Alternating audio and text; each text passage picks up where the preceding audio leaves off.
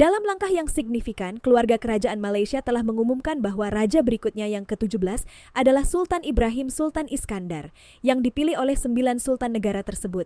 Dia akan mengambil alih pada tanggal 30 Januari 2024, menggantikan Raja Al-Sultan Abdullah yang hanya ditunjuk pada tahun 2019.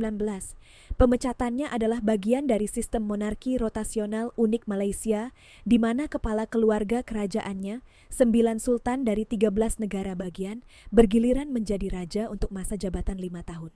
Setelah merdeka dari pemerintahan kolonial Inggris pada tahun 1957, urutan rotasi di antara para sultan ditentukan berdasarkan senioritas, berdasarkan berapa lama mereka telah berkuasa. Tetapi aturan itu dihapus setelah semua keluarga kerajaan menyelesaikan satu masa jabatan masing-masing. Sekarang mereka bergiliran berdasarkan urutan awal. Mereka melakukan pemungutan suara rahasia, tetapi surat suara hanya berisi nama sultan yang gilirannya. Setiap sultan diharuskan untuk menunjukkan apakah mereka percaya bahwa calon tersebut pantas menjadi raja, dan calon harus memperoleh suara mayoritas sederhana. Setelah hasil diumumkan, kertas suara dihancurkan di hadapan para sultan. Siapa raja baru ini dan mengapa peran ini menjadi penting seiring berjalannya waktu? Ayo kita simak bersama. Meskipun negara Asia Tenggara ini adalah demokrasi parlementer di mana raja sebagian besar berperan sebagai kepala negara, berperan seremonial, posisi tersebut menjadi lebih berpengaruh dalam beberapa tahun terakhir karena ketidakstabilan politik yang berkepanjangan di mana raja telah menggunakan kekuasaan diskresioner yang jarang digunakan. Raja baru berusia 64 tahun, Sultan Ibrahim Sultan Iskandar dari negara bagian selatan Johor, akan mengambil alih dari Raja Al-Sultan Abdullah ketika masa jabatannya berakhir pada 31 Januari nanti. Mari kita merenung sejenak biografi beliau.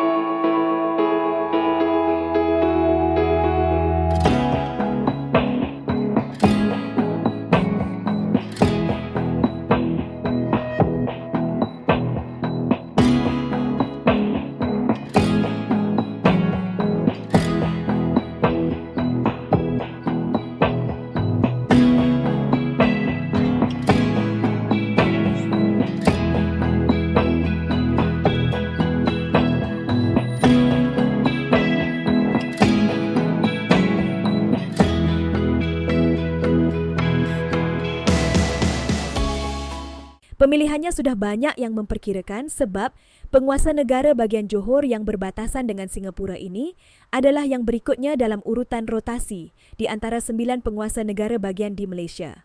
Sultan Ibrahim, seorang penguasa yang rutin melakukan perjalanan darat tahunan untuk bertemu dengan rakyatnya, sebelumnya telah menyatakan kesiapannya untuk menjadi raja. Ini bukan promosi, ini adalah tanggung jawab yang siap saya beban, ujarnya kepada agensi berita nasional bernama Bulan Lalu. Rakyat akan selalu menjadi yang utama. Dikenal memiliki koleksi mobil dan sepeda motor mewah, dia juga memiliki beragam kepentingan bisnis mulai dari properti hingga pertambangan. Perusahaan yang dia miliki, sahamnya memiliki kerjasama dengan pengembang properti China yang sedang berjuang, Country Garden, untuk mengembangkan proyek senilai $100 miliar yang disebut Forest City di Johor. Dia juga memiliki pasukan tentara swasta yang terpisah dari Tentara Nasional Malaysia. Berbeda dengan penguasa tradisional Malaysia lainnya, Sultan Ibrahim telah bersikap terbuka tentang politik dan menyatakan hubungan baiknya dengan Perdana Menteri Anwar Ibrahim yang menurutnya harus diberi waktu lebih lama untuk memperkuat ekonomi. Sultan ini secara terbuka memperjuangkan pembentukan zona ekonomi khusus antara Johor dan Singapura untuk memperkuat hubungan. Pemegang jabatan saat ini juga telah memainkan peran yang tidak lazim aktif dalam politik Malaysia.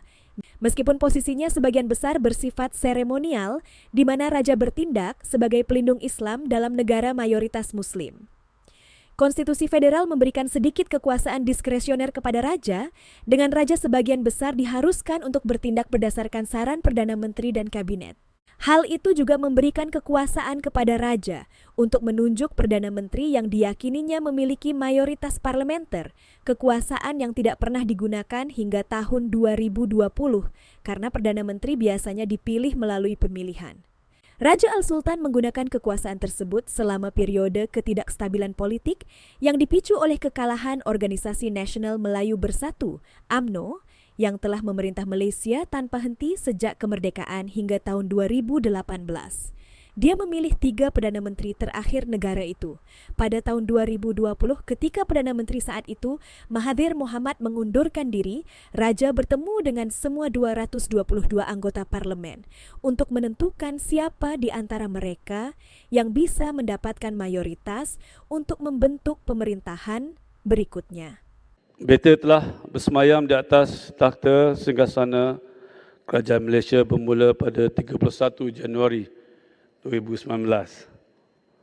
Sehingga ke hari ini, beta telah melalui pelbagai peristiwa dan pengalaman yang sukar untuk beta lupakan. Dari hati. Terpahat dalam sejarah negara bahawa beta adalah merupakan satu-satunya yang di-Pertuan Agong yang telah diberi keafiatan untuk memerintah negara dengan 4 orang Perdana Menteri.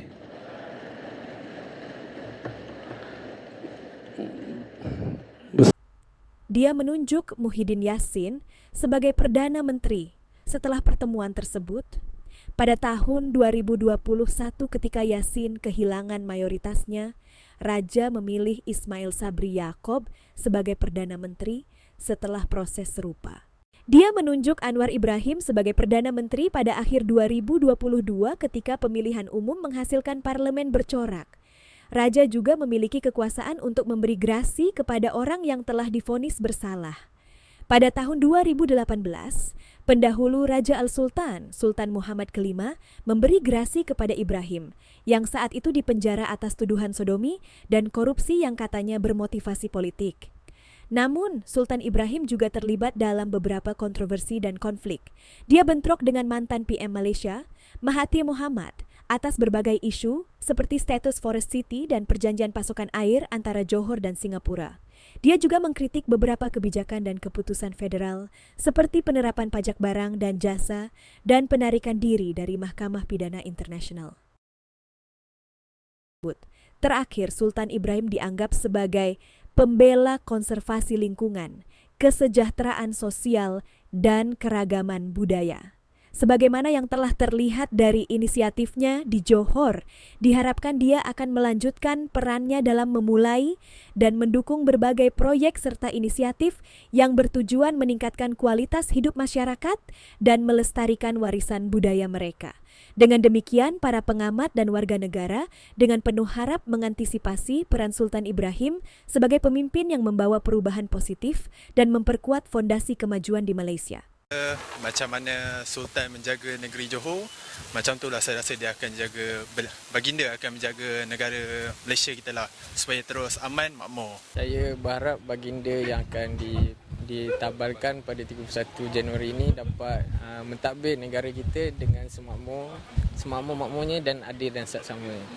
Teratur. Yang baru kita mengharapkan dia mampu menerajui takhta dengan cemerlang dan memandu negara Malaysia yang kita tercinta ni ke tahap yang lagi tinggi. Harapan sebagai rakyat Malaysia, kita tahu Tuanku Sultan Johor seorang yang tegas. Jadi kita mengharapkan Malaysia akan lebih dikenali di mata dunia dengan prinsip tegas Tuanku.